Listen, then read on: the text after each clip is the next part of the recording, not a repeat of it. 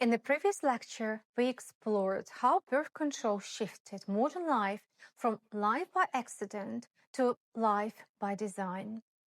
Once timing became a choice, a new question appeared, and it's more stressful than people admit.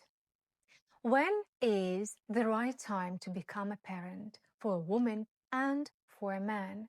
22, 28, 35, or 40? Earlier can match biology, but collide with education, early momentum, and identity building. Later can bring stability, but also more medical monitoring, more time pressure, and a quieter fear. Am I already late? This isn't just personal anxiety, it's a real mismatch between ancient biology and a modern world that asks all of us to be ready in every single domain at once. And if you're already a parent, that's a second layer. How do you support your children in making these decisions without pushing your own regrets, hopes, or anxieties into them? Love can accidentally turn into pressure. Care can sound like control. I'm Dr. Elena Churikina, lifestyle medicine advocate. On this channel, we connect biology, psychology, and society across the whole life course. Today is part 2, Parenthood Timing, Intergenerational Support, and how family bonds shape healthy aging for everyone, young, midlife, and older.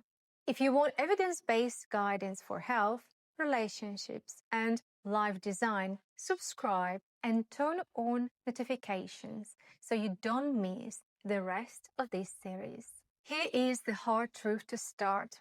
Your biology, your emotions, and your society do not agree on when you should become a parent.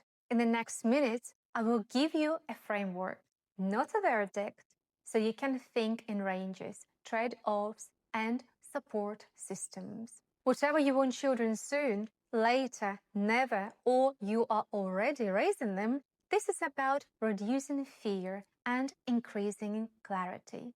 Let's begin with comparing the 3 right times that compete inside your head. Ask 3 experts when is the best time to have a child: a biologist, a psychologist, and an economist.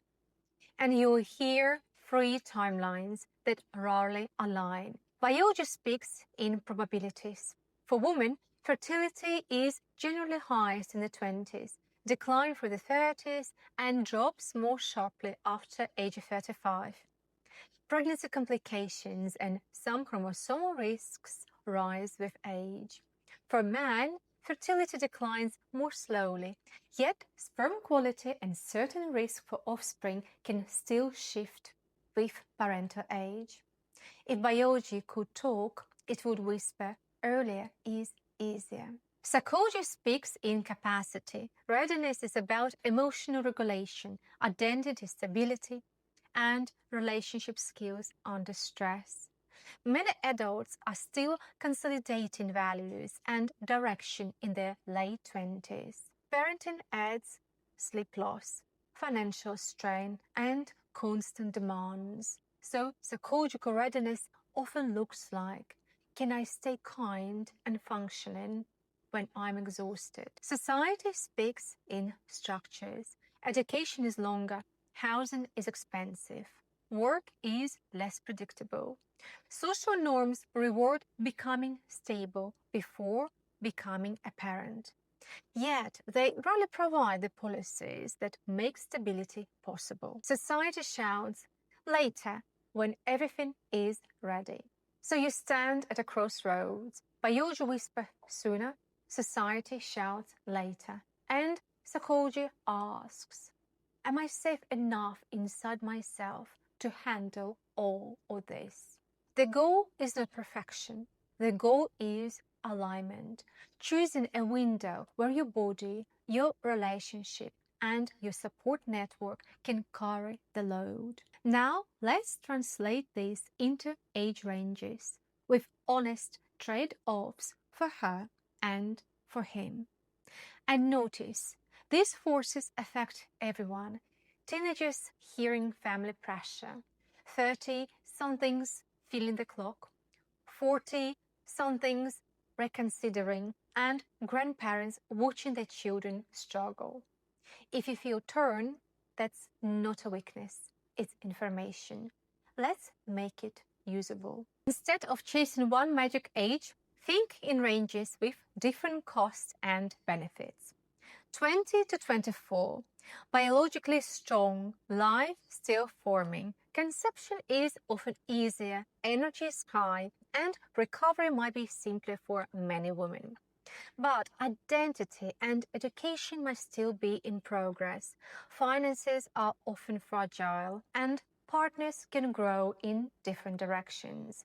The risk here is not too young, it's too unsupported.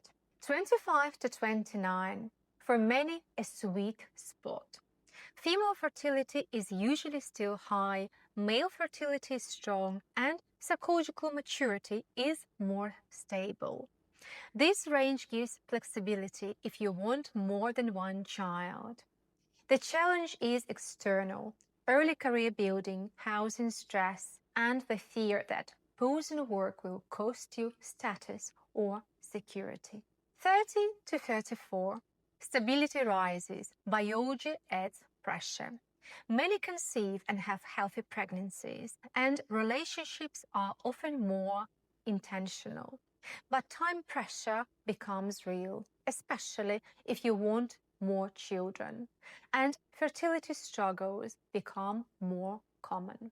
35 to 40, later but increasingly normal.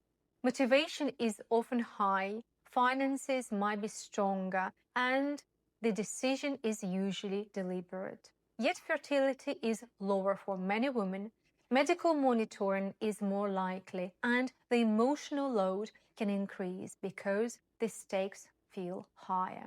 For men, changes are usually slower, but later still comes with shifting probabilities. So the honest answer is layered. Biologically, mid-20s to early 30s is often easiest. Psychologically, readiness means I can cope under strain. Socially, the best window is where you can provide good enough care and real support. Now, what happens when parents or grandparents try to influence this timeline? That's our next chapter. One more point: best age is not a moral grade, it's a risk profile. Some people thrive at 23, others at 37. What predicts outcome most is not the calendar, it's health, relationships quality, and support. The biggest generational conflict around parenthood is often timing. When will you settle down? When will you give me grandchildren? These questions are rarely about facts.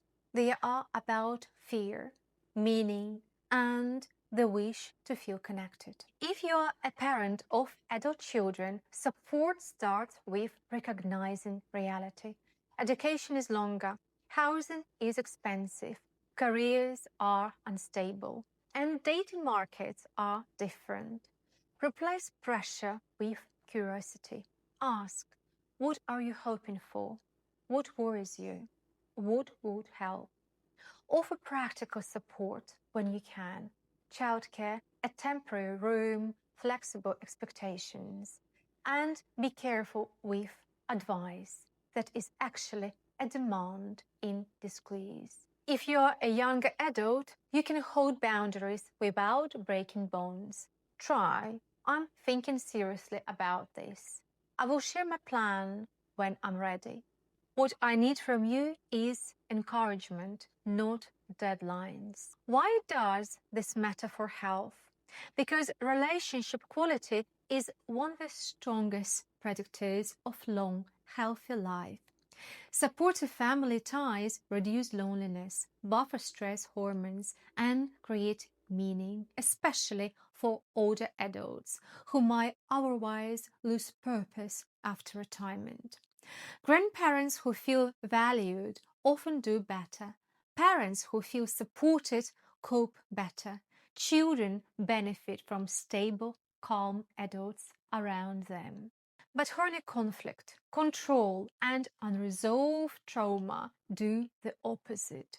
They keep the nervous system in the threat mode and quietly erode health. So, the modern challenge is not just choosing when to have children, it's learning how to stay connected while choices change. In the next part of this series, we will talk about stress, relationships, and how to design a life course that supports healthy aging for women and men. If this helped, subscribe and share it with someone caught between too soon and too late. Freedom is not enough. We need a wiser map.